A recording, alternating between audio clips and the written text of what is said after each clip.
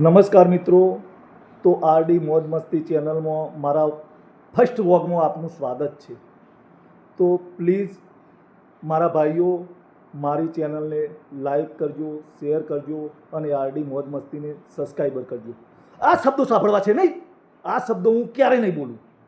અને હા, અરે યાર, તમે વ્લોગ બનાવો, તમે વિડીયો બનાવો, કોઈ પણ વિડીયો બનાવો, કુદરતે દરેકના અંદર, દરેક વ્યક્તિના અંદર કંઈ ના કંઈ કળા એવી છુપી શક્તિ આપેલી જ છે કે તમે એને બહાર લાવો અને એ શક્તિ બહાર લાવો અને એ શક્તિના આધારે તમે કંઈક નવું કરો અને પ્રગતિ કરો। પણ નહીં, આપ સર્વે ઘણા મિત્રોના હું વિડીયો જોઉં છું ત્યારે મને ખૂબ દુઃખ થાય છે।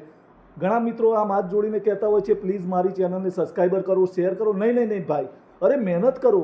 ભગવાને બે હાથ, બે પગ, આ શરીર બધાને આપ્યું છે। તો આપ સર્વે મિત્રોની મારી નમ્ર વિનંતી છે કે તમે મહેનત કરો, મહેનતથી આગળ વધો। હા, તમે મહેનત કરશો તો કુદરત, પરમપિતા પરમાત્મા આ પવિત્ર શ્રાવણ માસમાં કહું છું કે તમને 100% સહકાર આપશે, સાથ આપશે અને તમે જરૂરથી તરક્કી કરશો। તો નહીં, કોઈને આપણે ભીખમાં નથી જોઈતું। આપણે હું મારામાં જે મહેનત હશે, જે ટેલેન્ટ હશે, હું મારાથી જે બનતું હશે એ તમને પીરસીશ। પણ પ્લીઝ દોસ્તો, મને આમ કરો તેમ કરો નહીં કહું, કારણ કે હા, તમને મારા દોસ્તો, મારા મિત્રો, તમને જો આ તમારો ભાઈ પસંદ હોય અને મારા વિડીયો તમને થોડા ઘણા પણ ગમતા હોય તો તમે જોજો, એમાં હું તમને ફરજ નહીં પાડું।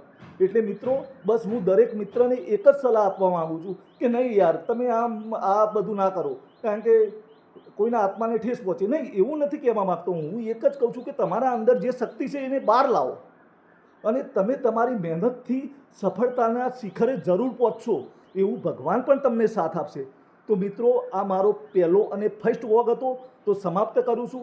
જય હિન્દ, જય કૃષ્ણ, જય શ્રી ભોલેનાથ। પવિત્ર શ્રાવણ માસમાં ભગવાન ભોળાનાથ સર્વેની મનોકામના પૂરી કરે।